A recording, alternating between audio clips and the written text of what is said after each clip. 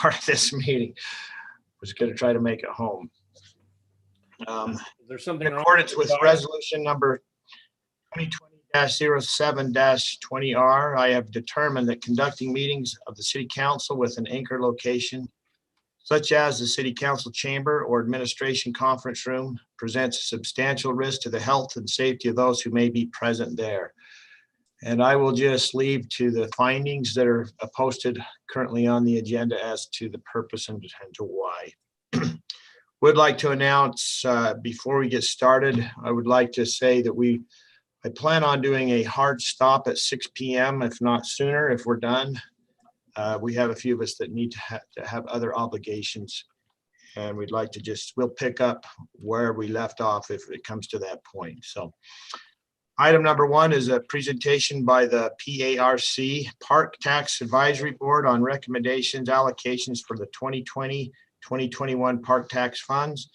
And to proceed this, I looks around and I see many of the park tax committee members, and I would express my just deep appreciation. I'm sure the other council members would feel the same for your diligent service in going through this process. It's been a wonderful blessing to the city to have these funds available to be able to enhance all those things that are part of the park tax committee. And we certainly look to this group as ones that are thorough in vetting out applications and making great recommendations. So we appreciate all that you do. That being said, turn the time over to the chair, Brian Thompson. How are you? Doing well, thank you, Mayor. Good. I'd like to recognize Laurel Shelley for pulling this together in a very compressed time frame. And we finalized this last Wednesday, and she had this out by Friday and Saturday and Sunday. So we appreciate her wonderful effort in getting this to you. I'll just go item by item. So if you want to stop me as needed, Mayor and council members, as you have questions. Some of these don't require much discussion because I think they just were, the amount was so nominal. For example, the first one, the July 24th celebration, the DUP has always been very frugal in their requests. And I think that this is a pretty easy request for us to grant. The next one, the Toledo Christmas Carol, are 2 productions that ACT is putting on this year. And this will help them. Last year was a tough year for everybody. And so this will be a way to help pay for the expenses associated with those 2 productions. So we felt good about funding those 2 requests. And they've always proven to be good stewards with the money allotted to them in the past. On the Wasatch Music Academy, we had requested $57,000. We decided to pull out of that request the instrument cost because we think there's some gray area about that being a capital expense. And so we thought we would just pay for the operating expenses less the instruments, and that was $52,666, and that's why we've come to that amount there. And then these other couple from the Friends of the Library, these are new asks for the Balcony Art Gallery and the Mural Commission.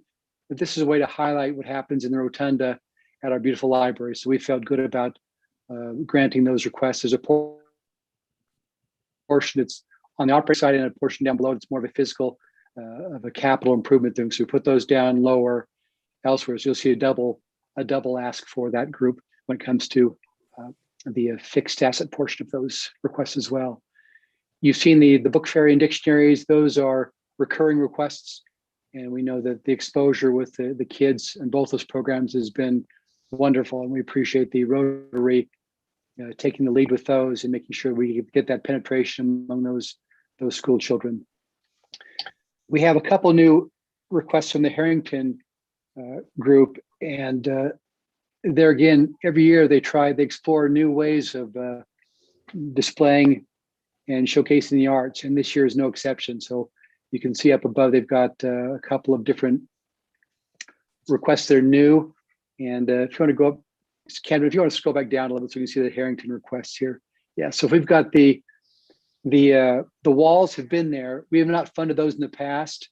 This is the first year that we've actually, we are recommending they fund those walls. They have a special, there 10,000 of that is for an Eric Dowdle Commission of American Fork. And so we felt good about funding that request this year. Chalk It Up, last year, very successful. They had an Art Dye Park and used those facilities. They will relocate that this year, but we saw tremendous participation in those, the artists and also those spectators to come in and review the art that was displayed. And it was high quality and a very well run event. The sculpture exhibition is also a new request for them. And there again, given our proximity, and there are several foundries that are nearby, and they think it's an ideal place and time to showcase what can be produced from those local sculptors. And so that's something that we thought was a good new type of event that we could fund. And the exploration of new works is the same similar thing where they want to explore. We have new artists out there that are trying different productions and plays or different things, and this gives them a venue to do something. And it's another evidence that Harrington is exploring different ways of showcasing artistic talent, whatever form that takes. And so we felt good about that request as well. The Fork Fest. Oh, go ahead. Can I ask a question? Would that be just like to basically rent them, put them on consignment for display, not necessarily purchasing them, but we're going to pay money to, I hear about this program in St. George a lot, where you can just place them in certain areas and so they can be enjoyed. Yeah, in this case, I mean, these new works would be like a new play. So you have a local artist that comes up with a play, and they write this script, and they'll let a local writer put on a local play, and this will help fund some of those costs of letting some local artists put on their play. And so that's kind of where this exploration of new works would happen. How about the sculpture exhibition? Yeah, this would offer them the opportunity to demonstrate and display some of their works, but it wouldn't be anything about any type of purchase. More of just providing a venue for them to display their works. They haven't mentioned where that would be. I've not seen a venue suggested for where they would showcase these sculptures. Okay. The Fork Fest, I think we're aware of that. The last 2 years ago, pre-COVID, it was very successful. Last year, despite COVID, they still had a good turnout, maintaining all the social distancing restrictions. That was still well run. And I commend the Harrington group, especially Summers and Spencer, for running that so well despite the adverse conditions. But they've had great demand from not only the musicians that are invited, but also the loyal following that comes. I think it's established that momentum where every year people look forward to this, and they seem to get a lot of good buzz from what they do with that. So I think that was an easy request for us to grant, because in years past, there again, it's proven successful. Concerts in the Park, they've taken that over, and they're going to do more of that and to try to, I guess, elevate the level of artist that comes to those concerts. But that there again, it's a wonderful venue, and they want to get the most from that venue. And we feel good about the Concerts in the Park request. Any questions at this point about what I've discussed, Harrington or the others, before I dive into some of the other recipients?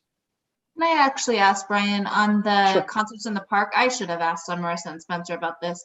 Did they end up requesting enough for one whole summer's worth, or do you happen to know if this is a partial? This will be one full year's worth. They've got some from last year's grant that they will use, but this will be one full cycle's worth. Okay, So that's my good. understanding. Yeah. Okay. Just a question there, or maybe more of a comment, Brian. I love what we've kind of gone through and given us a chance to maybe pause here. You know, a lot of these events were facing difficulty last year, and, you know, like Chalk It Up, I think that was a great thing during still days. You know, my family and I went down there, and I think with the limited amount we had to be able to do last year, I don't know, do we have a number of how many people went to that Chalk It Up?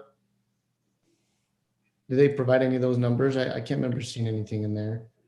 I could look in the binder. I don't have it on this narrative here, but it was, I attended when they did the award ceremony, it was packed.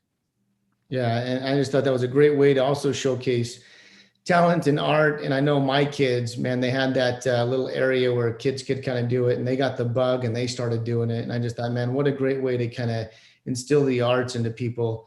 If anyone knows of my artistic talent, they could tell that my kids probably inherited my ability because there is none there, but yet they still had the attempt to draw on the sidewalk and stuff like that. So I thought that was a great activity last year. And then, you know, the book fairy project and the dictionaries and the literacy and the attention on the third grade level. I just think a lot of these are great. So it's good to see the money being put to good use, even though last year was really tough. Yeah, and we asked the different applicants to submit to us any carryover funds from last year. So that was part of their application. So we had an idea of what they had in the bank, so to speak, to know, okay, you've got this from last year. And for many people, it's still going to fund things in this current park year. Okay, and that was going to be maybe another question, let's see to the end, but while we're on that, do we see that amount of available funds at the bottom line there? And if I'm jumping ahead, tell me to be quiet and I'll wait. But, you know, we have a little bit of an extra amount left over. Does that include any anticipated carryover? Or in other words, did some groups just say, hey, we'll spend it by June? Do we know that anticipated return that will come back? Yeah, the 103,891, that is full excess. And so that's stuff that we'll maybe open another application window, because there might be other projects out there that, you know, could be submitted, but we didn't want to. We talked about, there was some discussion about, do you pre-fund the art die bond? And you really can't do that, because I think there's a fixed payment schedule there. And so I think we thought, well, let's allocate whatever's left over after we allocate some for the admin fee of 1.5% to help educate people on park, giving what's coming this fall. I think that 103, we think we could open another small window for more applications to do something else with that. But everybody else, the excess, there were a few areas that had excess, and I think we had some with the ACT had some excess, TAF had some excess, okay. And most of them will use it towards current year programs. Awesome, thank you. Any other questions? Wasatch Dance, there again, that's a new entity. Last year they asked for some type of contemporary dance production, and then this year they're going to bring in a guest choreographer, and she will do workshops and different things. And this person's well known, and so we felt good about, you know, such a nominal request. And there again, we welcome people that are going to use American Fork's venues and conduct workshops in American Fork, and I think that was a recommendation that we felt good about. Let me skip to TAF for last and go down to the library. There again, these were the library requests. These were the physical facility requests. And so we put those down, separated those from the programming requests that were up above. But there would be some fixed cost to the balcony piece. And then the children's room, we had asked Camden to give us an idea of, we'd previously funded this children's reading room, and we want to find out what the escalation in the construction costs, would there be more funds needed? The 55 should complete that children's room with what's been done in previous years. And so we felt good about those requests as well. Question on that. Sure. Question, if I may. Sure. You just talked about, we funded it last year, and that was to add on to the building, or is this for just the room downstairs? Just the room downstairs, just the remodeling the room to make it a children's room. So no expansion of the facility other than just remodeling that current room. And that's the same for last year's money and this year's, correct? Correct. Okay, thank you. For the recreation facilities, the dog park was a new request, and this is going to be a part of Art Die. We think we are aware of a problem there. There are people have their dogs roaming everywhere, and dogs leave a generous donation in different parts of the park. So this will hopefully concentrate where the responsible owners will take their pets, and it's it's kind of got three different areas. One is a wooded area, one is, and a couple other areas are not. So I think the acreage is large enough and the topography is different enough for a very unique dog park experience, but we'll have to train their owners on how to be responsible to get their dogs there and not roaming free in the rest of the park as well. So we thought that was a good enhancement to what's becoming a beautiful facility with Art Dye Park. The frontage trail, yeah, go ahead. I'm just wondering if I could get a little clarification on the actual location of the dog park within Art Dye. I couldn't tell completely from the map. Cameron, do you have that map that would show you've got that, Stacy, it's that, the north section between the existing asphalt and the trail. So there's a play area there and a big grass area. So it's just north of that between there and the golf course fence. But it's not Okay, in yes. it's in the kind of the wild area there. Yeah. Okay. And so it's not taking any of the current parking or future slated parking? That was I don't part of believe my so. concern from the map. It kind of looked like it was encroaching on the parking. No, it's not going to eat into or take away stalls from the already existing planned parking. It's going to leverage that as to make an entrance right up against those parking to kind of create an opportunity to access the dog park easily. And then you see the map up here. You can see the trail that goes off of the existing parking off to the right that goes to the Murdoch Trail. That's really the area. We're not going to do away with that playground there. We're going to work around it, but that area that's grassed north of that trail in that wooded area, as Brian mentioned, and then it'll follow the parking lot as it curves around the baseball field, but not take away stalls. And how much of that is currently the disc golf? So it would impact 3 holes, but as part of the funding request, it will be to relocate those holes so that we can maintain the full 18 holes for the course. And so we've actually been working with them pretty closely to make sure that we can properly adapt the holes. We're also working with them to revise some of their holes so that they will not cross over the trail.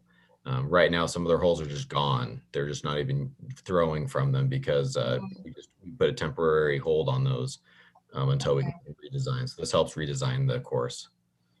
Okay. Okay. And I'm not a dog owner. Is there any, I mean, are any of you dog owners? Is it okay to be in a wooded area where you maybe can't see your dog at every minute? It's probably such a naive question, but I'm No, curious. it's a good one. So the forested area as you see it now, if you were to walk over there, it will be a little bit different from what we're actually going to do. I mean, we're leaving a lot of the trees there, but we're going to be clearing out a lot of the underbrush. And so you'll have much better lines of sight under the trees. And you will have kind of walkways and open space kind of within that. So it should be safe, should be fine. But the whole area will be entirely fenced. And so in theory, it'll be safe anywhere in there, just as long as, dog owners are being responsible with their dogs. Yeah. Okay. That's the big if. That Oh, yeah. the owners are responsible and that they pay attention. Oh, Yeah. okay. Am I on there? I think. Yeah. That's the big if is the way that the owners treat their dogs, because some of them are really good and some of them are not so good. So hopefully we can get some good education on that. I'm just curious, Brian, what kinds of things is money going to be used for? I've heard some things about clearing space and a fence. I'm assuming a fence all the way around it from what Camden just said, with some kind of a gate. That's correct. Yep. If I could, it just largely it's the fence, some money to move some of those disc golf holes. But the fence work, the entrance, normally you kind of need like a 2-door system entrance. Door, right. Staging area, water fountains, some pathways that'll kind of get them to the different areas. And then one section is going to be kind of a compacted dirt kind of performance area with some play equipment for dogs. And so those all together kind of fill out the cost. Okay, thanks. I was just curious. I didn't see any detail anywhere. I probably missed it. So I was just wondering what it was going to be. Thank you. You know, I have to think that it would lean to having all different breeds have something enjoyable about the park. Much like the disc golf, it's just the complexity of it. It has grassy areas for smaller dogs, but if you had a Labrador, you just wanted to get it in there, and he might have fun in some of those native areas, just kind of rooting around. So I think it's a good place for him. Quick question I had there, Camden. I was at Art Die on Saturday as soccer kicked off with some of my kids and really just looking at that. And man, what an amazing feat it is just getting people in and out of that right now with that roundabout being out. That's a unique strategic way of getting people in and out. But beyond that, I looked and I saw the disc golfers that were there and the other people. I just couldn't help but think that expansion that we put on with the Goodsoe property, it was maxed out. You know, it was being used to its full capacity, or at least what appeared to be full capacity. We've got the grassy area north of the Beehive field, just as you go into Art Die, that's, you know, being used. And I just kept looking for future growth. I know Art Die has been a great place for the recreation department to kind of have everything at one location. You have one, you know, a few supervisors versus a few games at all these other parks. Do we ever foresee a need for that area for future expansion for soccer and things of that nature as our programming continues to grow? Yeah, I mean, that's sort of a philosophical question, is what's the highest and best use at any given time for the space there. You're right. I mean, if council chooses to kind of just keep that open as an opportunity at Art Die, I mean, that's a different direction that we can talk. We were kind of tasked with finding a dog park space and in Art Die specifically to focus on that area. And I think the thought is as efforts is being made to acquire new park space, that will create further opportunities for the soccer fields and the recreational sports and activities, and hopefully alleviate some of the demand that is present in Art Die. But as it stands right now, those are competing uses for that space. It could be more recreational space, or it could be a dog space. We can see that both are in demand. We feel like that this probably is a good use to do the dog space. And I know we're kind of asked to look into that as well. And so we're hoping maybe land acquisition and additional park space in the future will help alleviate the recreational side of things. Okay. And I'm looking at also maybe other parks, like it just seems like Art Die's a great facility. Glad we've got it and the money we put in, but it seems like we've put a lot of activity in Art Die, and we're already seeing, without the dog park, competing interests. You know, we got our public works facility that's there that hopefully we can move out of that to allow and reduce some of those uses that are being there. But I was looking at maybe Hunter Park. Would that be a better location for a dog park? Something on the northwest part of town, where maybe that's a more underutilized park that wouldn't be used for recreation, that might be a better location. I mean, I love the idea of a dog park. I just didn't know if that was the best location in the city for that. I know we got kind of the southeast part, we got the east end dog park that's there, and maybe it makes sense on the northwest part to put a dog park. So I'm all for the funding. I just didn't know if we funded it, if this is the approval saying, yes, build the park there, or if we're open to other ideas and discussion at the council level. I think this, Rob, is an attempt to try and alleviate a bit of the problem that was discussed prior there with the dog situation. And if we had a park, maybe we would be able to contain the feces, for lack of a better term, and different things that maybe that would work out and be a little bit better opportunity that way for the people that are already coming there to the park.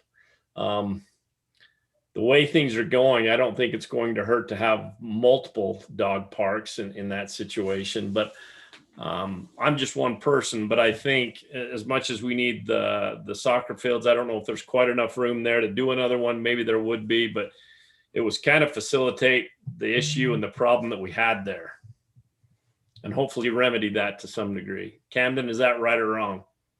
Yeah, anywhere you go, it's going to be the opportunity cost of if you do a dog park, now you're losing perhaps other recreational space. Even Hunter Park people do practices and kind of programming on some of that space there. And we're even envisioning other citywide events. We focused on our dive because there is a significant demand for not just the recreational programming, but for dog space there. We're seeing that's the biggest problem area because people are taking their dogs there. I think on any large scale open space area, like if we did another one, again, say on the south side, I think a dog park adjacent or as part of it probably should always be a consideration because that's where people are going to want to go. The benefit of this one, I mean, a dog owner can go into this park that we're proposing and throw as hard as they can, a ball for a dog to chase. It's going to be pretty open for a dog. And that's partly what's driving them to Art Dive right now is because they're liking that open space and that ability to really let them run. And so we're hoping we can contain them in an area where they can legally allow that to happen and offload some of those issues on the recreational space. Awesome. Okay. Thanks. Appreciate the answers. Camden, can you show for the frontage trail, can you show a map of where we plan on our recommendation for that? It might be a miss. Trail. Sorry, I don't have access to my files. I'm actually out of the office right now, so I apologize. Oh, you're okay. Time. So that the road, what's the road that parallels I-15 and goes under? It's the frontage road. We could just pull up a Give me generic the map actual, and what's kind the of explain grid? it. That's fine. Yeah, thank you, Vendaline, for pulling that up.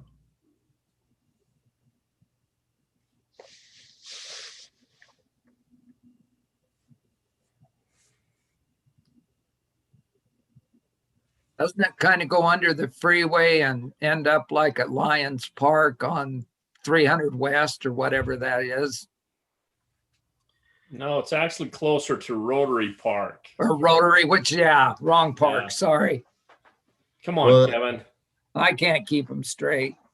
The intent of the frontage road trail. So what this does is it completes sections of sidewalk really that are there. You have these gaps of dirt, undeveloped area. And just as one of the priorities of trying to provide more park space to residents south of I-15, one of the quick wins for doing this was to leverage our trails master plan. Initially, and maybe eventually, it's to provide a wide and large multi-use path on the north side, on the right side of this image. But a quick, cheaper solution right now would be able to take the sidewalk and finish the sections that right now are unpaved dirt, give them connectivity, and then provide a crosswalk across 100 East, I believe. And then extend the existing trail along 100 East under the freeway. And so by doing that, you provide a contiguous paved asphalt or sidewalk path for people on the south side. Yeah, and so there's nothing here on the right, but there would be this project would fund kind of a 10-foot wide asphalt path that you're about to see pick up right here, right at the blurry spot. You see it ends. And so connect that, carry it further, and then connect the frontage road. So this is just giving them a safe contiguous. It's not the ideal, it's not the ultimate solution, but it's something now that's affordable and something we can do. It's definitely a priority for our Park and Trails Committee to be able to do these things. Now, ultimately, we want to start focusing, and I know this is council's priority, focusing on acquiring land and developing parks for people on the south side. But by doing this, we provide a trail that basically can connect residents to not just Rotary, but Greenwood, as well as Centennial Park in that area, because there's a trail that connects to Centennial Park as well. And so we thought this was kind of a good bang for our buck solution. And then Camden, on this as well, when they finished the I-15 project and expanded that, they had a brand new chain link fence they put up along that side. And I noticed the first winter, just after the first winter, that fence was just demolished. And I went to the city engineer at the time. I said, man, what happened there to that fence? And they said, well, what it is when UDOT plows that road and they're going, 60 miles an hour with their snow plows and pushing all the snow from 4 or 5 lanes over, it's throwing that snow onto that fence.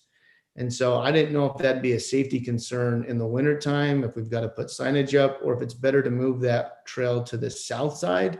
I don't know how many people would be using it in the wintertime, but you just hate to have a snow plow, how they line it up and come down that freeway. When you take a look at how it just bent that fence, I was like, man. So I don't know, maybe it's not a big concern, but something I thought of as we're looking at the area there, that's a small amount of space between, well, depends on, it gets skinnier as you go further down. So I'm not sure how far down we're going, if we're going all the way to Third West, but it'd be more of a concern the further west we go on that road. Yeah, so right now, this project specifically is for sidewalk on the south side, but in future, when we do look at putting a trail in on the north side that's wide, that's a good consideration. Something I hadn't thought of, wasn't aware of, but probably we would be working through is what kind of protection or assurance we have to protect the road and people on, or the trail and people on the trail when and if we do add that trail on the north side. So my thought is, if we're doing the sidewalk down there, do we try to do, I mean, we can put the sidewalk in now, but do we try to add that connectivity with designing it to go to the south versus the north? But that's not going to be resolved here today, but maybe just something to consider, look at as we're looking at this project and funding it. Yeah, I think that's a good consideration. I think south side would ultimately be the ideal, but then you're dealing with properties there and how to expand into them, and there's more roads you're having to cross over, whereas on the north side, you don't have to deal with that. It can be more straight, just unimpacted trail. So there's pros and cons for each, and I think as we approach that, those would be good discussions we need to have to, once again, find the highest and best use or best decision.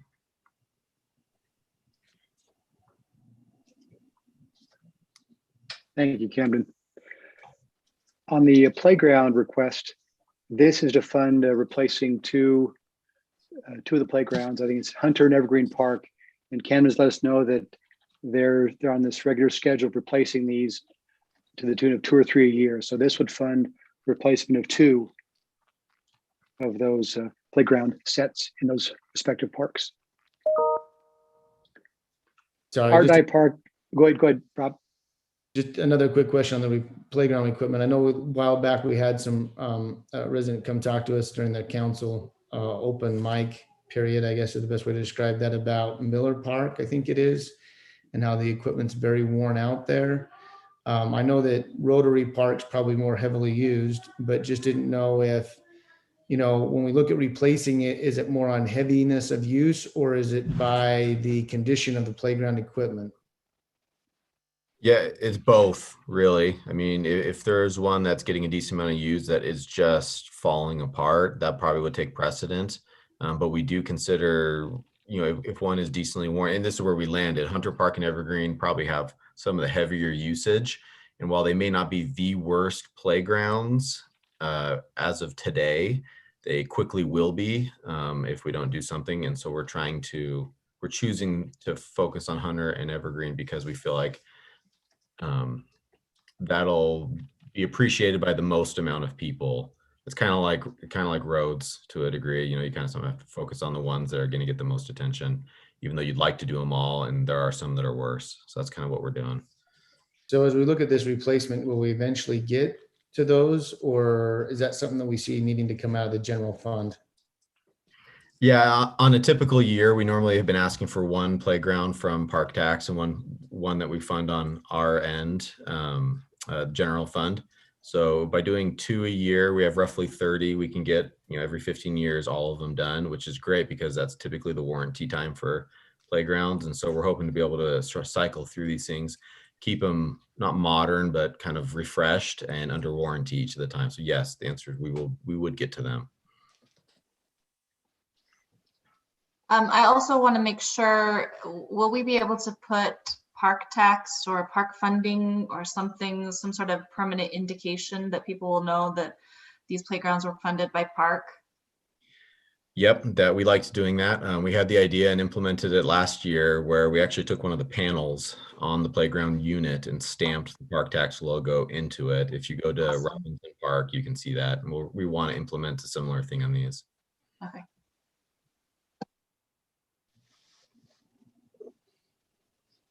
Any more questions on that playground request? The next request under the Parks and Recreation is for Art Guy Park, and that's a recurring obligation of to pay back the bond. So that 350 will happen for a number of years beyond this year, but you're familiar with that request.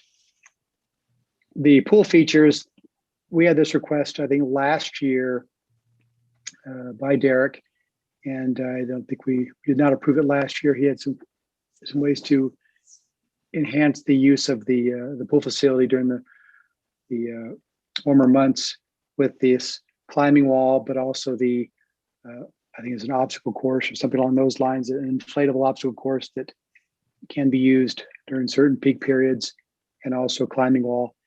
And I've seen this in other pools. I know that I've seen Linden Pool have this. I think Lehigh Aquatic Center also has something similar, but this seems to be an amenity that's growing in popularity and does draw people and allows for some recreation. Now, it would not inhibit those people that are intent on swimming laps, but we would identify a lane that would be used for that, and then it could be deflated and stored properly. Anything else on that, Camden, you want to mention or on that? No, I think you about covered it. Okay. Hey, Brian. The last, oh yes, Scott. Comment. One thing that wasn't mentioned, I don't know if you or Camden want to comment, the two playgrounds. Typically we've been doing one. Do you want to mention anything about the pickleball court and the kind of substitute funding there for that? That's kind of the reason for the two from park funds there this year. Oh, for the junior high pickleball courts? Yeah. Cam, do you want to address that? Sure. Yeah. Sorry, I was debating whether or not to bring it up. I didn't know if I'd be getting into the weeds, but so like I said, normally we do one playground funded through park tax and one through the general fund. We're doing both through park tax because we were working with the school district to maybe convert some of the tennis ball courts at the junior high into pickleball courts, and it'll be a shared use for residents and for the school. Since that's a school district facility, it wouldn't qualify for the park tax as we typically do it. And so we kind of, this is a way of being able to fund that, as we freed up general fund that normally goes to a playground, put that towards, had park tax fix that. And now we are going to be kind of setting that money aside to help fund the creation of these pickleball courts. And so it was an intentional decision to request two playgrounds. I don't have the specific numbers or timeline on that yet. I know Derek's been working with them closely to kind of get that put together, but we feel like we have sufficient funds to assist if we still set aside the money we normally would for a playground in the general fund. It still might warrant a sign at the pickleball courts, though. I'm just putting that out there. They're going to be widely popular. We know how pickleball, you bring that out and people just find them. So Yeah, I was going to ask on that. I thought that as long as it was an interlocal agreement, which I assume we would have with the pickleball courts anyway, just for use since we're putting money into it, that it would qualify for park tax money. Yeah. I would have to double check specifics on that. I haven't, I know we looked at it previously, and because there has been a change in that project on kind of how that was going to come about. The easiest way, the simplest way was to not apply for park funding for that project. And it was timing, we knew That as well. there would be possibilities, but we had to submit the projects, by end of February. And so we thought that this would be the safer solution. Any more questions on those pickleball courts or the pool features? The last request on this group was the Fox Hollow driving range improvements there. I think they've had heavy use during 2020.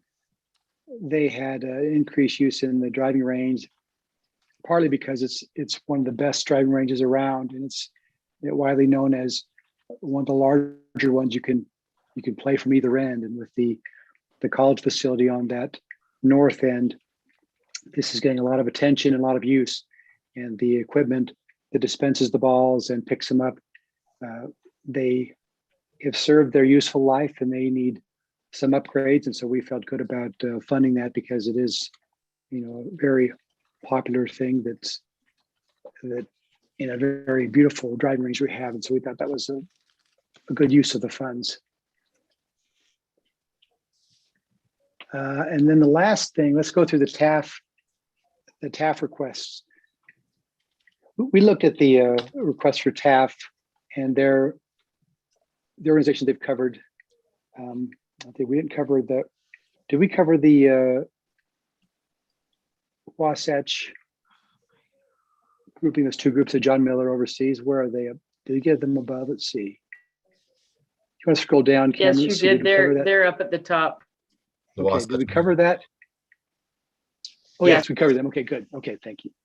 So on the TAF side, this is the organized, restructured TAF. What you'll see missing from one, this is the adult choir, Tippino's Chorale. We took that funding request and kind of laid it aside, because the indication from TAF is they want to have an adult choir, but we've also seen that many members of the chorale are going to go elsewhere. But so in the meantime, we're not going to fund the adult choir until we can see proof from TAF that they have an adult choir that's actually in existence. Or if we open up this funding window again, then Harrington can submit a request on behalf of the Timpano's Chorale. So those things could happen, but that's why you don't see in this request, you'll see a choirs program. That's really going to be that is the youth choir only, not for the adult choir or Timpano's Chorale or whatever the name will be. But in TAF, we always look at, as a group, we like to look at self-sufficiency. And we try to consider the amount of income each one of these units brings in relative to the expense that it costs to run that program. And we will reward the groups that are more self-sustaining, like Vivace, their instrumental program. They're very self-sustaining, and some of these others that have that propensity to cover their costs, we're more generous in what we grant with them. And so as you can see down each one of these units, we did look at that, and that's how we allotted what we did. And the choirs is the one exception, because we pulled out the adult choir piece from that. But that's how you can see it for each one of the programs. On the admin side, there again, we had lots of questions with TAF about, okay, help us understand how you account for what you allocate to the different units in terms of their costs. It just shows income on your administrative P&L, and then some of the other expenses are down to make sure we're not duplicating some different costs. And so we had to go through and get some more information from them, and that's what delayed this submission to the councils, because we had to get some more information from TAF administration about how that money was derived. And at the end of the day, we came down to what you're seeing here for TAF and the administration of that. And every year we've asked them, we want to see greater self-sufficiency, greater access to grant funds beyond park, looking at donor possibilities and all those things. And so we're every year looking for more and more independence from all the programs, not just TAF, but TAF specifically. We've asked them to show more of that self-sustainability among each one of the programs they have out there. So that's how we went into these recommendations. Questions about the TAF funding?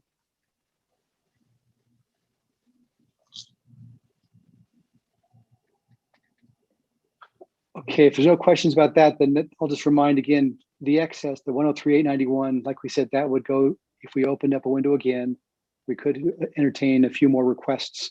And then also to the left, the admin fee of 22,905, the regulation allows us to take 1.5% of the annual corpus, and we could use that as an admin fee. And we thought that this would be a good time to do some type of a printed brochure to inform the public on what has happened with park funds over the past 6 years.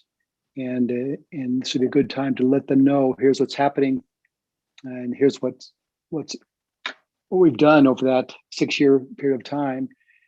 And that was a good use of funding, we thought. So that's what we've also identified as a recommended amount that we will set aside for that purpose. Any questions from the mayor or council about what we've proposed? Not a question, but a comment. Sure thing. Great job, everybody. Those are tough decisions. And how do you split the baby and all of those other things? And I think there's always room for people to be critical of a particular line or a particular item or whatever. And you could do that forever. But the overall thing to me, I really appreciate it. I think it looks really good. Your numbers at the bottom, the 45-55 split, I think that says we treated all the children alike, so to speak. And I just want to thank everybody that serves on that committee, because most of you I know personally, and I know how dedicated you are to it, all of you. And so a thank you from at least one council member. You probably don't get a lot of thanks and applause for what you do on this, but it is really valuable. And you're making, in my opinion, very, very good use of the money. So thank you very much. Thank you, Councilman Barnes. And I was going to Mayor- add, I didn't get a chance quite to, I'm not quick enough with my unmute, but when you asked about if there's anything else with TAF, I just wanted to thank the committee for wrestling with those questions about how much funding to give TAF and also asking questions to them. I feel like you have done your due diligence in that area, and I appreciate that. Thank you. And if I could just add a comment as well, I was very impressed this last year with, you talked about getting other funding sources. And I think TAF did a great job this last year in increasing it from other funding sources. The other thing I thought that was awesome, that worked really well this last year, was you guys having your meetings televised on YouTube. In past years, I've always asked maybe for a little more summary, and it was great to be able to watch you guys maybe 1.5 speed to be able to get through the meeting, and it wasn't bad. And it gave me real great appreciation for all the hard work that you guys do. And hopefully anyone that has any questions about it can watch that. I've had a few people tell me they've watched it and were really impressed with the questions and the due diligence you all took. So thank you so much for your time. Thank you. Mayor, that's all we have. All right. Any other questions or comments from other members of the Park Tax Committee? I'll add a second to what I said earlier and what everybody's echoed here today. And thank you for your time. This again is what a blessing to the city. I think it's very appropriate to let the residents, to educate them, to know what this fund has done for their behalf, for the quality of life in our city. And I look forward to that. I think it's something that, a sign is great. Everything that we can do. I went to the Wasatch Winds concert, and Roy John Miller just threw out all kinds of accolades to the park tax and for their participation. And so anything that we can do to elevate it and let everybody see it, I think is appropriate. So, but thank you for all your vested time. Appreciate it all. Thank you. Okay, we'd welcome you to stay on if you'd like, but we understand if you want to dive off while we discuss other things. So we'll now move on to item number 2, is discussion on the fiscal year 2022 capital projects, the RDA funds, the general funds, and fleet funds. That being said, I'm going to turn the time over to Anna. And Thank you, I'm Mayor. just going to, as we turn the corner here, we have about 1 hour and 10 minutes. And if we're not done, we can revisit this, but at 6 o'clock, we'll make a hard, fast stop. Okay. And this is, we know we're going to get time to review all of this. This is going into our tentative budget, but okay, sorry to interrupt you, Anna. No, thank you, Mayor, for that. I will be mindful of the time, of course. This is just, again, a brief overview of the general fund fleet funds, capital projects and redevelopment. You will get more detail with the tentative budget next month. But it's more of a high level, a summary of what we're recommending and proposing for the tentative budget.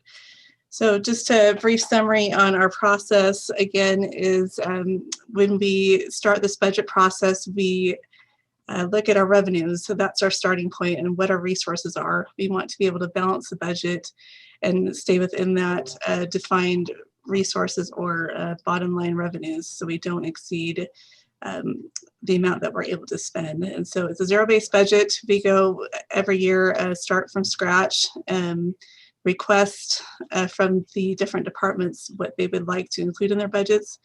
And then we meet with the departments to understand the priorities in line with the council's strategic goals and whittle it down. So there's obviously every year more requests than we have resources or revenues to fund them. And so that's the process we go through to try to balance the budget. Revenues equals expenditures. So then would you like me to share my screen, or just I could just tell you when to proceed?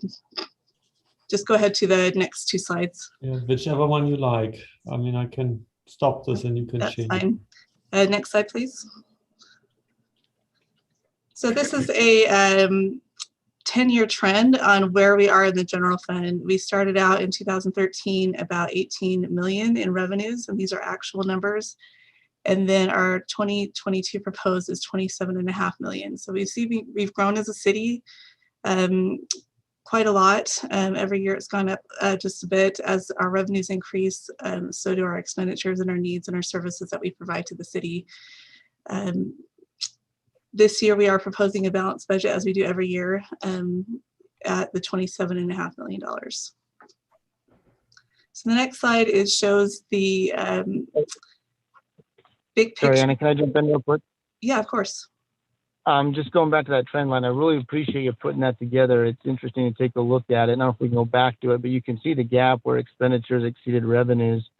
I'm kind of wondering, what was it in the 2020 actuals? Was it because we budgeted less expenditures and so we cut back, and that's why we see that gap for that year between, drop on that trend line? Yeah, that's a great question. There's a couple things that happened. COVID happened. So we cut back on a lot of our services in fitness center, parks, library, a lot of community services. We were very conservative with the funds that we had because we just didn't know what the economy was going to do. We wanted to be very careful on our spending to make sure that we didn't overspend. And so we cut back on personnel part-time, we cut back on programming. And the second aspect is we got the CARES Act funding, which helped boost our revenues to cover some of those expenditures. And so we spent about half in 2020, and that represents, we recorded all of it, but we only spent half of it. And then in the 2021 year, you'll see the actuals slightly exceed, I'm guessing, because of the extra CARES Act funds that we'll spend in this current year. Great. And I think this kind of highlights what we had done with that fiscal study that was done by Jason Birmingham, where we were actually, I think as he said, about 0.5% every year, we were having more expenditures than revenues. And so I'm guessing that we would assume, going back to normal, whatever that may be post-COVID, that we'd see us revert back to a more historical trend line versus what we've seen the last year and a half with the cutting back and the CARES Act money. Would that be a fair assessment? That would be a fair assessment. We try to be conservative every year. We don't want to overestimate our revenues and then enact programming that we can't cover. And so we are very conservative with that growth. And I think 0.5% would be very conservative. I would agree with that. Thank you. One of the other things that we've really noticed is, and the council, you're well aware of this, but our sales tax increases year over year have really escalated. And as we've looked at the budget, we feel like we need to be very careful that we don't continue to estimate those increases being double digits like they have been in the past. So just, yeah, we do want to make sure that we're not overestimating those revenues. So we will take those trends back to what they were, to make sure that we're in a safe spot. So question, did some of that extra money get put into surplus or rainy day or whatever fund we want to call it to build up where we need to be? The CARES Act portion will be spent as required by Right. the funding. However, when we did pull back some of those programming, whatever's excess will go into the rainy day. We want to build back that fund balance. Purposely trying to build that up a little bit with these good times. Yeah, that's intentional. There's still a lot of uncertainty. Right. Wish we had a crystal ball. Thank you. So the next slide shows a big picture of our revenues for the general fund. It shows what revenues we receive, and as you can see, taxes are the majority of that. 64% of our general fund revenues is taxes, and that's further broken out. You can see we're recommending or estimating about 10.5 million in sales tax, and then 4.5 roughly in property tax for this coming year. 28% is charges for services. This includes cost recovery for ambulance revenue. It includes development inspections and that sort of thing. And then other revenues are not as large of the pie: miscellaneous, fines and forfeitures, intergovernmental, which includes some of the grants, and licenses and permits. So next slide. This shows you the numbers for each of those. There's a little mistake on the intergovernmental. But the total revenues that we're proposing is $27.5 million. And so this is up from last year by $1.16 million, about 4.4%. There's a few reasons for that.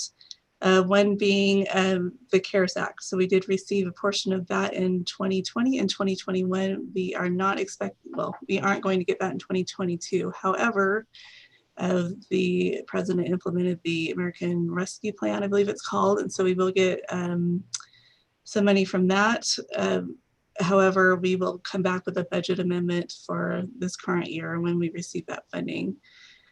As you can see, our taxes went up quite a bit. In 2021, we pulled back that number a lot because we weren't certain what the sales tax would do. So you may see in May a budget amendment in 2021 to kind of bump that up to reflect what actually occurred. So that difference should decrease a little bit. Other major changes, charges for services, again, that's ambulance fees. We got quite a bit in transport revenues, and so that's going up as well. And then our transfers in, we had planned to move in some money from capital projects, which we didn't need to do. So we reduced that transfer budget for the 2022 year. So each of these, I'll go into a little more detail. Specifically taxes, you can show line item by line item what the increases are. The majority of the increases in sales tax revenue. So as you can see in 2020, our actual sales tax revenue was nearly $10 million. But in 2021, we pulled that back. We didn't know how car dealerships were going to do. We didn't know what the economy was going to do. However, we've seen double-digit gains. We didn't see the slowdown like we expected. And so that should come back as a budget amendment next month in May. So we're going to bump our numbers and recommend 10.5 million to reflect more of the actuals that we're getting. Again, this is a very conservative number still. We don't want to overestimate and not receive what we're expecting. And so being realistic but still conservative, we landed on the 10.5 million.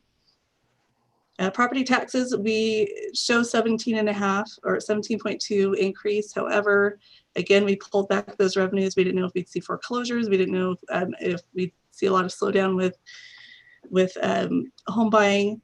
However, that's not been the case again. So the growth is actually 5% of what we're expecting in 2021. There is no tax increase that we're proposing. It's just all due to growth. And then the other motor vehicle and franchise is relatively flat. Is there any questions on that? So the other revenues in the next slide. Licenses and permits went up 45.9%. We've just seen a lot of activity in public works in the permitting, a lot of development going on. And so the reflection from 2020 actuals is only 1.5%. Again, we pulled back a lot during COVID. Charges for services, the increase is 8.9%. Again, this is cost recovery. This is for ambulance fees and development and capital review and inspections. Other fees went up 6.4%. This includes revenue from our public safety contracts with Cedar Hills. We have an escalator built into that contract of 2%. And then plan check fees, and we're also trying to mirror actuals and increase that a bit. Miscellaneous increased 29,000. We are proposing, and you'll see this in the fee schedule coming up next month in a work session, some cost recovery for grandma requests and also credit card processing fees, which we pay quite a bit of money for and don't charge any processing costs for that. So Anna, I'm really excited to see the credit card processing fee because, gosh, years ago we were looking at this, and I think the estimate at the time was about $80,000 that we pay a year in credit card processing fees. I noticed that we have it down here at 29,000 lumped in with grandma requests, but is there any, I guess I was told at that time that because of laws and the way that credit card agreements worked, we couldn't charge a fee, although we saw movie theaters and lots of others charge a convenience fee.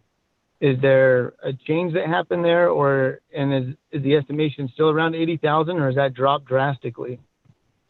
So no, it's increased quite a bit. We pay about 12,000 a month, so it's about 240,000 in processing fees. It's quite a bit. There's been some discussion on how we charge, and we've done surveys with other cities and what they do, and it's pretty much there's not a lot of consistencies between cities. Some do a flat fee for like utilities, put that on if they choose to pay with a credit card, it would be a flat fee for that. Other cities charge for a percentage, which this is what we're proposing, and you'll see this again in the fee schedule next month. We'd like to charge a percentage for development costs. So when developers come in to pay a permitting cost, those revenues are quite large. Those credit card charges, they can be upwards of 5,000 to 16,000 each, and that's quite a bit of money to the city. So we're proposing 3% on those credit card fees to recover some of those costs. This, of course, is a council decision if you'd like to charge on utilities, but I think we're not recommending that for this year. But again, that would be the council's call on doing that. But it is quite a bit of money. One of the reasons where we want to be careful about charging credit card processing fees for our residents who pay their utility bill is we definitely want to make it convenient for them to pay the bill and not get delinquent. And so our thought was, let's not charge for a credit card processing fee for a utility bill, but some of those fees or charges where definitely developers have an option, they can bring us a check. Sometimes when these developers pay impact fees, they're hundreds of thousands of dollars, and they can definitely, there's different ways they can pay us. But so our thought was, go ahead and charge the credit card processing fees in those instances, but yet not on the utility bills for our residents. With that fee study that's coming to us next month, will it break out what those fees are per charge, like rec center renewals and utility fees and developer fees and all of that type of stuff? I can certainly provide that information. I can just tell you right now, again, 12,000 a month is what we pay. About 8,000 is utilities. But again, we don't want to discourage residents from paying online, but we can definitely bring that information back to you. I think that'd be helpful just to break it out by type, just so we take a look at it. It's interesting it's grown that much from 80,000 to 200,000, and gosh, I'm guessing maybe 5 or 6 years. But that's good to have that. So thank you for looking at that. course, you're welcome. So that's the summary of revenues. As far as expenditures for general fund, in the next slide, this breaks out by function and also by type. So as you can see by function, we're spending 51% in public safety, which is fire and police. Shows where the city's priorities are, and it's about half of the general fund. Public works is 20%. This includes streets, engineering, building maintenance, and then community services is 11%. This is your parks, your library, cemetery, and some admin there. General services is 8%. That's going to be your administration, legal, council, and executive, and just insurance, risk management, that sort of thing. Then as far as by type, broke it out by personnel, operations, and capital. As you can see, so 68% of our general fund costs are personnel. This includes wages and benefits.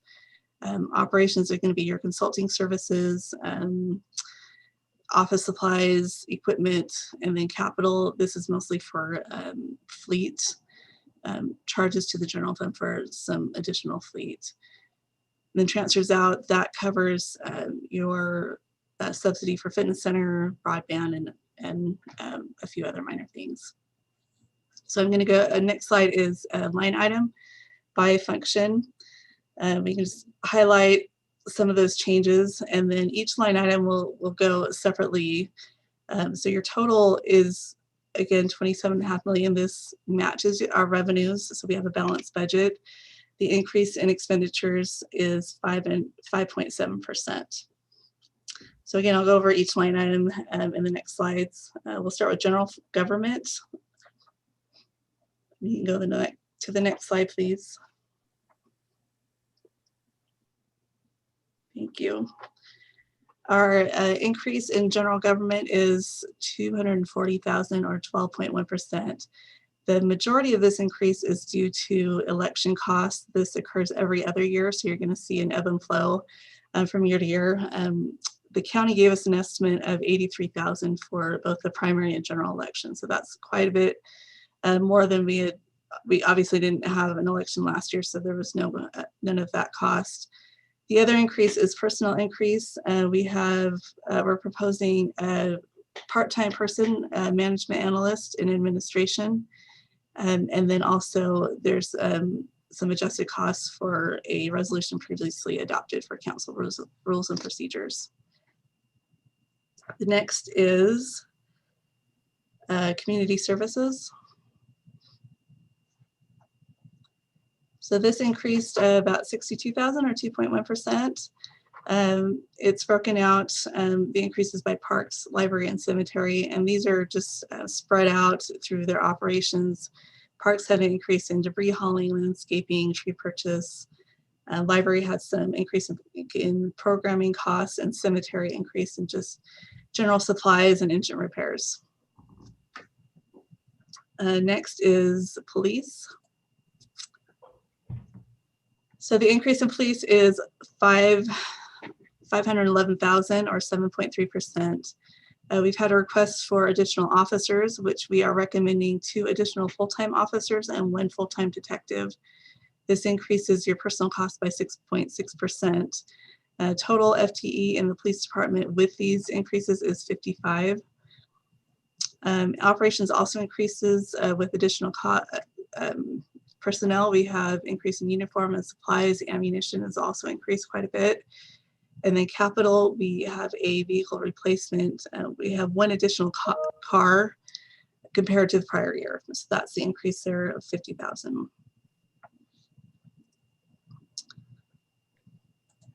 Next is fire.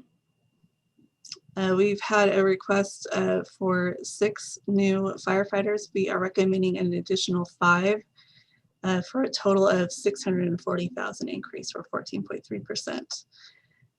This will alleviate the call volume that they're experiencing and be able to spread that workload out. Operations increased by 30,000. The state has been increasing their ambulance assessment charges. And then with the new personnel with gas prices and so forth. We're having additional fleet operations and maintenance costs. Capital increase, the fire department requested 2 ambulances. We are proposing to fund 1 through a lease of a 6-year term, and also fund a battalion chief vehicle. Is there any questions on that? So that we're all clear, the additional firefighter/paramedics and the replacement ambulance lease, that will help us add 1 more ambulance to our crews for each platoon. And so what that will do is, you know, during the night, especially when all the guys are running transports and they're just not being able to train and to get the rest they need as they go from one call to the next, this will actually help us significantly be able to handle the call volume out of this station. Our station had over 4,000 calls last year. It was the busiest station in Utah County. We had as many calls as Lehigh did, and we ran all those calls through one station. Lehigh has 3 stations, and so there is a definite need to add these paramedics and this ambulance crew to each of these platoons. I was speaking to one of our firefighters or our paramedics at a soccer game at our die on Saturday morning, excuse me. And he indicated the night before, I said, did we have a quiet night? And he says it was pretty crazy. In fact, they had to call upon PG for mutual aid. We had every ambulance out and they called on PG for a heart attack. So it's a busy station. There's no question about it. So just a quick question, as we look at this and we see the population growth and we see the call volume, and it's great to have the hospital, but also that increases our call volume. You know, these kind of increases of, you know, 640,000 is a big chunk of money that's going to be added. You know, it's not a one-time expense. That's something that's going to be added to it. How long do we foresee that lasting before needing to add more personnel?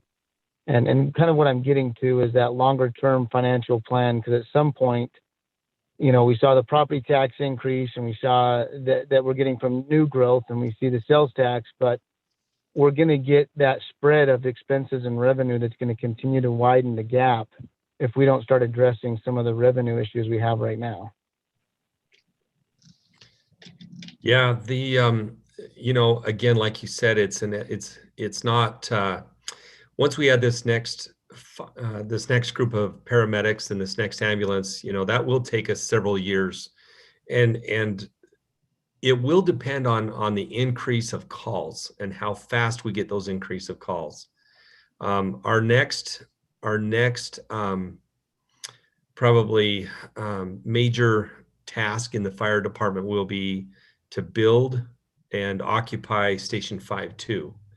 And when we do that, we will be able to utilize better the firefighters that we have that are located in Cedar Hills, because they will be located in a strategic location where we can then take some of the call volume from the west side of American Fork to that station.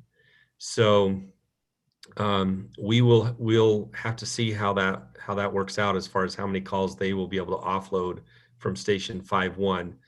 But this is definitely needed right now. Even with Station 5-2, this would be needed, but it will last us several years before we're going to have to move to an additional crew. And then, you know, eventually we'll have to build another station south of the freeway, Station 5-3. And as Chief Brems has pointed out with the ESCI study, that will actually be our build out model, is 3 stations for the city. And so yeah, this is going to help us for several years into the future, but it won't be the end. We will have another station to build, and with the additional population that we will have south of the freeway, you know, obviously we'll need more manpower down there. Great. And then just one other thing, I know that we keep talking call volume, and it's interesting sitting on dispatch. So this will go for a plug for Chief Falslev, and hopefully doesn't upset Chief Brems, but when you look at call volume compared from firefighter to police call volume, it's quite drastic. So if our firefighters are having the highest call volume, it probably means our police officers are having a pretty significant call volume as well. And comparing it 55 employees to 43, it's hard to do that. I'm a numbers and statistics guy, so it'd be interesting to look at. I want to support our public safety and everything of that nature, but at the same time, we've got to find a way to be able to fund it. It's very hard. I think we've added quite a few full-time equivalents to the fire department over the last 10 years. And so, again, just going back to our mantra of what we have there at the retreat, the vision of 2015, 10 years out, trying to put a good plan in place. And, you're going to hear it probably beat that drum again. We've got to get our revenues in line with our expenditures.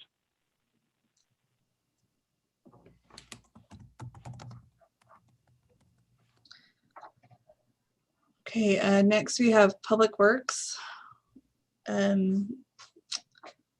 We also have an increase here, personnel. This department, we're adding a Public Works inspector, an engineer, and administrative assistant from part-time to full-time.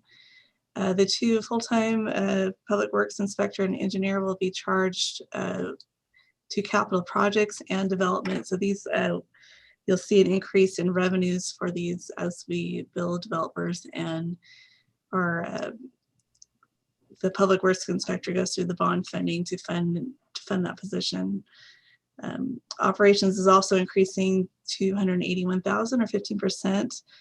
There's quite a bit of money we're putting into streets for road and sidewalk repair and maintenance. Also engineering for development inspections are very busy. And then maintenance increases for asphalt, police courts, buildings. Just with the aging buildings, we need to put some money in there for repairs.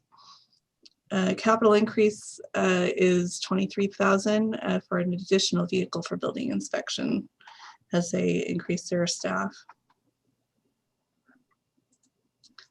And then other in general fund, recreation is going up 3.9%. This is for, we had a kind of an offset with retirement of one of their employees, and then that's offset by an increase in programming with supplies and equipment and rentals.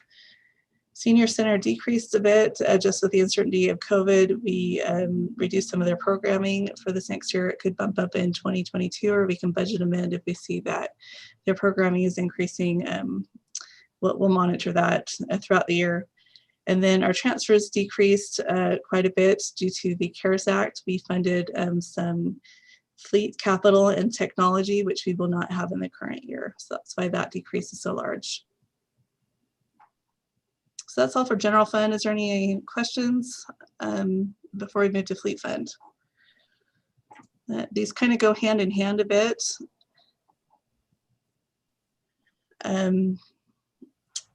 So for fleet fund, as we increase personnel, we're increasing a lot of our fleet costs, especially in the public safety departments.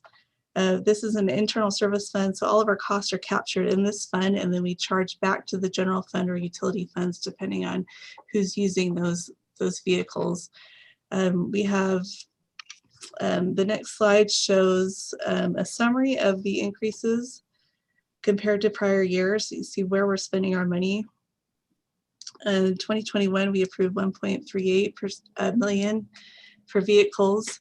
And this current year, we're proposing almost $1.8 million. So this includes 8 police vehicles, 1 ambulance that we're proposing to lease, a fire truck, pickup truck, 2 building inspection vehicles, 3 culinary water vehicles, which includes 2 pickup trucks and a service van, 1 boom truck, boom lift truck, and 4 refurbished vehicles, either from police or utilities, that will go to general fund departments such as streets and parks. Our current leases are about $600,000, and if we add the new ambulance, that will increase to about $650,000. I think we've done a great job over the years at bringing up our fleet. I guess I'm comparing it back to when I was in high school and then when I worked for the city. We had, you could see the ground from the floorboard in a lot of those vehicles. And I feel really good about how we're doing this systematically and methodically. It's been good.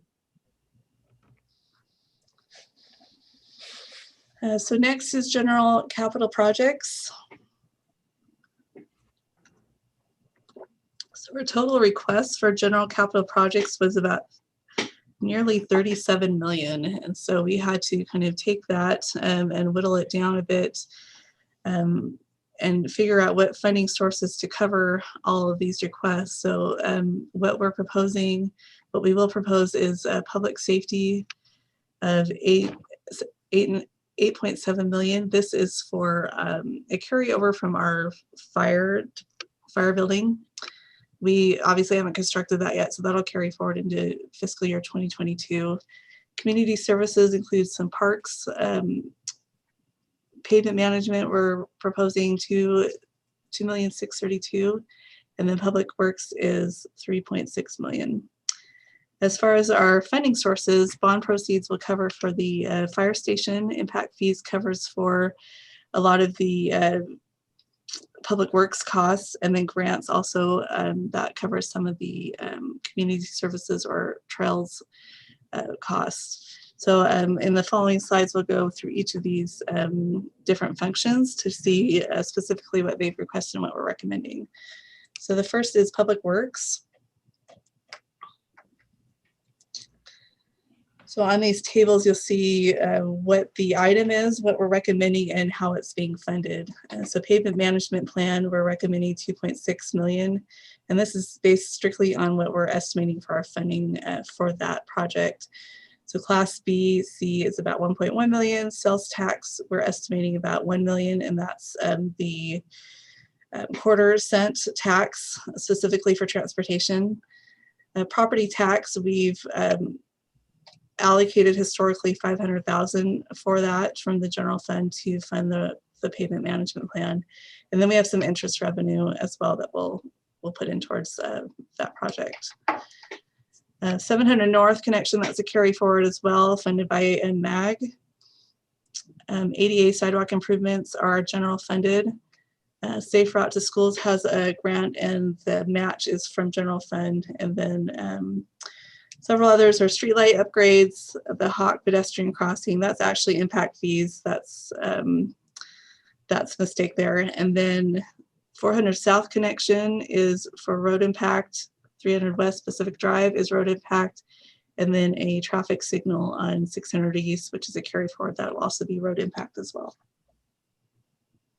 Just out of curiosity, can you tell me more about the Hawk pedestrian crossing at the junior high? David, do you have more information on that, or Scott? I didn't see Scott. Is Scott on here? I am. Okay. Basically, it's a software and hardware upgrade. It's just getting dated, and there's always parts and pieces that need maintenance that get a little harder to fund. So it's an upgrade to just bring it up to with current equipment and software. And there's already a crossing signal there now. Yeah, this is not a new one. This is just upgrading that. Yeah. Gotcha. And I thought that the mention was it was going to come from impact fees, not general fund. Is that right? No, this is, if it's maintenance, it needs to be from general fund. Yeah. Okay, that's right. Okay, maybe I misheard that. Then I thought that there was a typo there and that was going to be impact fees, but that's what kind of got me off a little bit. Okay, thank you. Yeah, my apologies. I did say it was impact fees, but we switched that around. So it will be general fund. So next is building maintenance, also from Public Works Department. We had some requests which I didn't take out, for which are the zero amounts.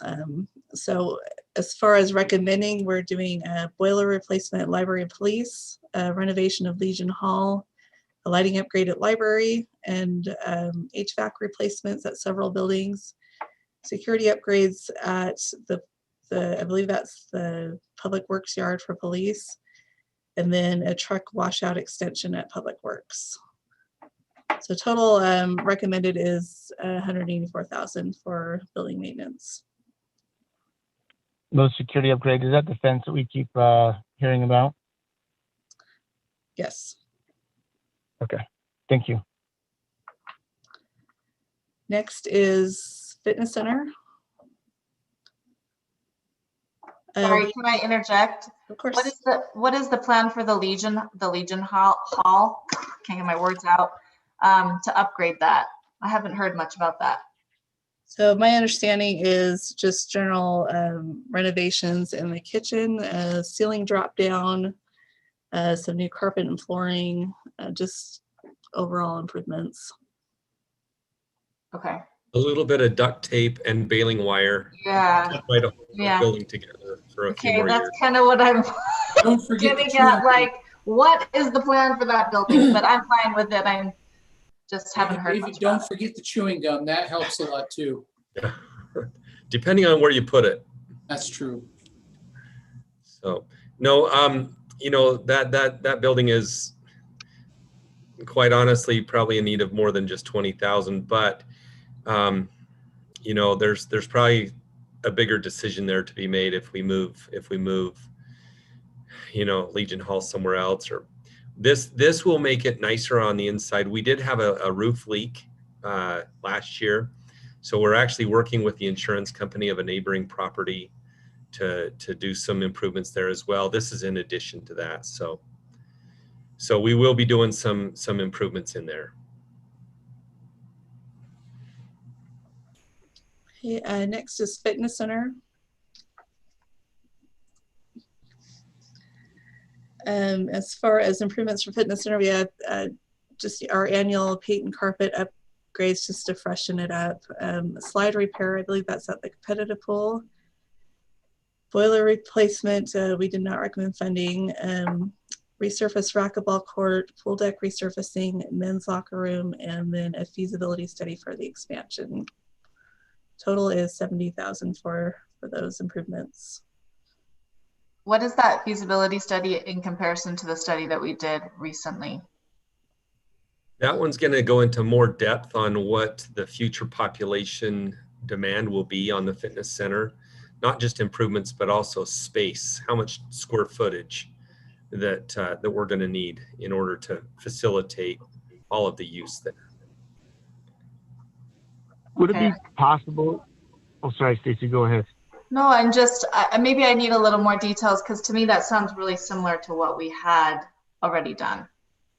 Yeah, I think the last study looked probably a little bit more about what was inside operations, how we were doing things, what are the programming that we should focus on, not focus on, more of a refresh, you know, different things we can do within the fitness center. And this one really is more of an expansion. Okay, if we need to provide X square feet for a certain percentage of population, then as we grow, how much bigger and how do we expand the fitness center? Do we go out in the parking lot? Do we go to the south? Do we go to the side? This is going to look a lot closer at really the facility itself and how we achieve the right amount of space for our population. Would it be possible, David, you know, I as one council member would love just to look at that before we commission another study, just to look at that study we had recently done. Is that possible to send out? Yep, absolutely. We'll send you the previous study. Yep. Just taking notes. Okay, so next is community services. This includes your library, cemetery, parks, a lot of projects in here. Trail maintenance, parking lot maintenance, pickleball resurfacing. I believe that's for one court. And so if it's not done, we just carry that forward until we have enough to do to make it worth I guess cost of services just to do the whole project. Art dye, parking, resurfacing, and striping, and that goes along with our art dye parking lot improvements. You can see down there for 500,000. Playground replacement. We talked previously earlier with the park committee. doing some sort of pickleball with the junior high, so that could fund that as well. And we'll take that back with the tentative budget. Quellco pavers, 11,000.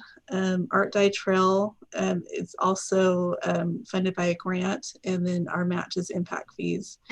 And then as mentioned earlier as well, we've set aside some open space land purchase amount for 3 million, and that will be funded through impact fees. Can I ask a question? What our resurfacing will consist of on that existing parking lot at Art Dye? Is that does not count the paving and all of that of the new roundabout? Is that the surfacing from the roundabout northeast? Yeah. So it would be like an HA5 product, Right. or some kind of a surface rejuvenation product that will go on the existing pavement. You know, those stripes, they're all worn off, all the parking stall lines. And, you know, it's a good time to resurface that road once we get everything kind of fixed up here at Art Dye, and then repaint all of those lines. Great. My other question follow on to that would be, are we going to look at a traffic flow, or are we just going to allow cars both, you know, north and south on both sides of that center lane of parking? There seems to be enough room, but I've had a lot of people ask me that in regards to the new roundabout, if it's going to be one way all the way around there, but we're saying no. Yeah, it would facilitate vehicles on both sides, you know, traffic to go both directions. And Scott, you can jump in. We actually looked at this very carefully to find out if we could, you know, have it go one way, if that would alleviate, and could we save more space or get more stalls. The results came back. We would not be able to generate any more parking stalls. Correct. And so, Scott, you can jump in anytime. You pretty much said what I was going to say, David, is that we did actually look at it very, very closely. And in looking at number of stalls, looking at the safety of the traffic, where it would flow, felt that what was there was probably the best. That's my opinion in looking at it. Okay. Question, if I may. Go ahead, Tim. Right there on it. Parking lot improvements. What are we talking about? That was my question. Because we got all this other stuff there, the resurfacing and everything else. I just trying to figure out how it all fits together. So, Go go ahead. So right now we have, you know, if you've been up there lately, which all of you have gone to these soccer games Saturday, and you've been up there and seen how much use there is. Public Works has done a fantastic job. Eric and his crew went up there. They cleared and grubbed a huge section of the future parking lot area and put down those millings, the asphalt, the ground up asphalt out there. And the intention is that we continue that parking lot all the way around the entire complex, the baseball complex there. That we tie that all together so that vehicles, they can drive all the way around the baseball complex right there and park. There's an area just on the south side of Fox Hollow Golf Course. And this is something that we worked with Councilmember Taylor on to propose to adjust the fence line in between Fox Hollow and the baseball complex so that we can get the road all the way around the complex. And there would actually be a little bit more parking on that side as well. And so that's what these parking lot improvements are, is to really finish off that parking area so that we can get all the way around the baseball diamonds. Okay, we'll expand the number of parking stalls as well as make it easier to get all the way around it and everything else. Just some of that bare ground that's up there right now, correct? Yep. Beauty is they'll be able to exit on that west side now and not even go through the new roundabout. They can go through the existing roundabout. Get out the other side. And go out, go straight down 500 East or turn and go west on 980. It hopefully will alleviate a lot of the issue there. It's going to be really nice. That's good to know. Good job. Plus people can stay in their cars and watch specific games parking out there and as well. So And that 500,000 would complete that project. So there's the building of the road, the grading of the road, the building of the road, the striping of the road, surfacing, all of that would be finished. That's what we have in there. We don't have an engineer's estimate quite yet. I think Scott's finalizing some design there, some square footages. And so this is what we've got as a placeholder for that. And our hope is that we can finish it off for that. Okay, I have to say that when I got onto the council, I saw the 3 phases for art dye, and that seemed like a pipe dream. I cannot even believe that we're talking in reality that we can actually finish that big project. Such a beautiful thing. Clark is going to tear up. Next slide, Vendolin, next slide before Clark loses it. Just real quick question I had just back on that other slide, if that's okay, sorry. The Art Dye Trail, I know we talked about it when we applied for it. Is that going to be built to go up on the east side or the west side of Beehive Ball Fields? So not yet determined, honestly. It's kind of, that's one of the things we've got to look at and really figure where it's going to be the best.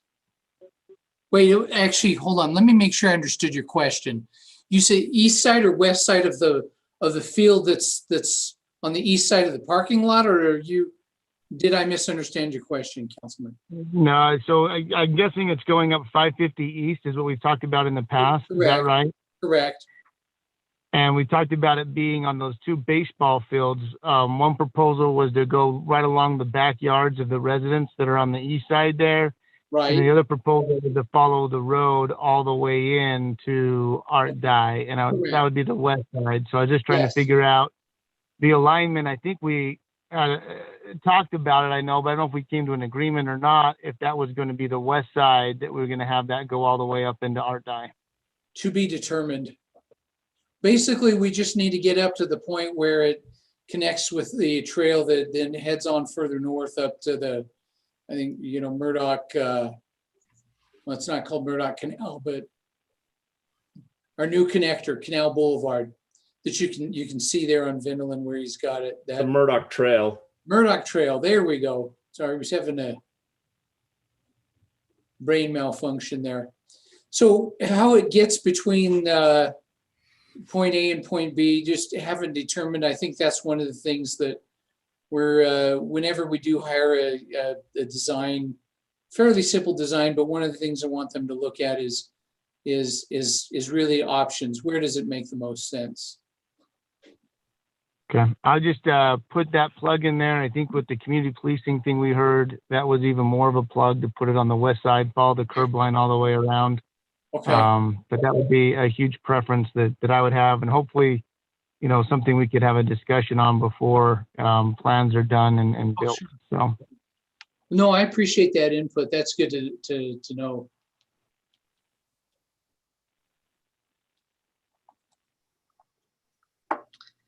Just a couple more departments in general fund. Continuing on with community services, just cemetery. We have a placeholder every year for the cemetery expansion, and then the wall repair of 10,000. And then our ongoing annual contribution to Fox Hollow for their operating costs and debt service. Lastly is public safety. This is just continuing on with the Fire Station 52 to carry it forward into 2022 year. And then a feasibility study for the police and courts building, whether or not we move that, expand that, or what we do with that facility there.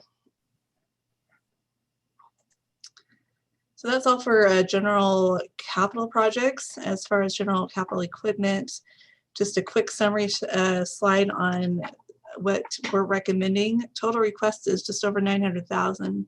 We could not fund all of those, so we talked to departments what their priorities were, looked at what was essential or reoccurring, and then kind of went from there. So fire, we're recommending 39,000 for rescue equipment, some burn prop simulators and thermal cameras. Police, 52,000 for just their annual equipment replacements and radios. And then they had, I think, 4 dash cam replacements and some vehicles that they wanted to purchase. Public Works is 113,000. They are requesting a road roller. I believe that was about 80,000. And then they have ongoing Traco lease and then a chip box that we share with a couple other cities. Parks, 67,000 for mower replacements, a snow plower for their existing trucks, and some Christmas decor at Art Day to build that up every year as an attraction during the holidays. Fitness center recreation, 30,000 for some equipment replacement, a gymnastics floor, but they'd like to replace that, and then a pool slide replacement. And then cemetery for some existing leases and mower replacements. So a lot of equipment aging that we need to replace. Just on that note, and if you get a chance, I'd love to get an update on where we're at with the Parks Department and how much is outsourced and how much we do in-house. I know we have I think 1 or 2 different contracts out there for outsourcing. Just love to get an update of where those contracts are at, the age of them, and if we need to look at rebidding them. And then I'm still a big believer. I know David and I have had a conversation, but I think we need to take a look at that as our operation will continue to grow as we get more park space and have a higher demand. Looking at potentially outsourcing some of our park services would be, I think, a worthy endeavor to look at. Certainly, yeah, if we can make a note of that and bring that back. So as far as the rest of the presentation, we just have redevelopment agencies. This is a snapshot of where we are, just updated from, I believe, our last work session in November. Maybe it was January, I can't remember, but it shows where we are anticipated fund balance as of 2021 in each of the different project areas. The most active being the egg farm. We have earmarked several projects for that project area redevelopment agency. So you can see we will not be able to fund every project that was recommended in the study. We'll be short with the 1500 South, which I believe is part of the Vineyard Connector. So we left that to the end.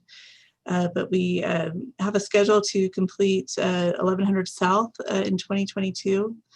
And then I think storm drain will be carried over to 2024, and that should complete most of the projects for that RDA.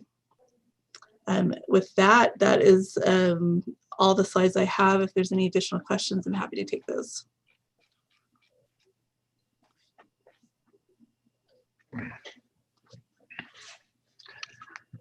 It's a great presentation. There's no questions. Any additional questions? What kind of award do we give Anna for getting through that in an hour, less than an hour? I know she's on a general fund budget, Yeah. That's the heavy lifter right there. So thank you, Anna. Appreciate it. With all my crazy questions as well. So thanks. Okay. Great job, Anna. All right. We'll move to item number 3 and we will adjourn, and then just look for your council packets Thursday agenda. Let's see, what day? We're working towards being in person. I met with George today at City Hall. I think we've got a good plan. David's been working with him. We're waiting on some equipment that needs to be provided to us. We feel like it's likely to be there. So it's very likely we'll be in person. For sure, my plan is to be in person by the 29th on the special session. So I think everything's going to come together okay. So, all right, everybody have a wonderful evening. Thank you for being here. Thank you all. Thanks. Thank you. See you guys. All right. Yeah.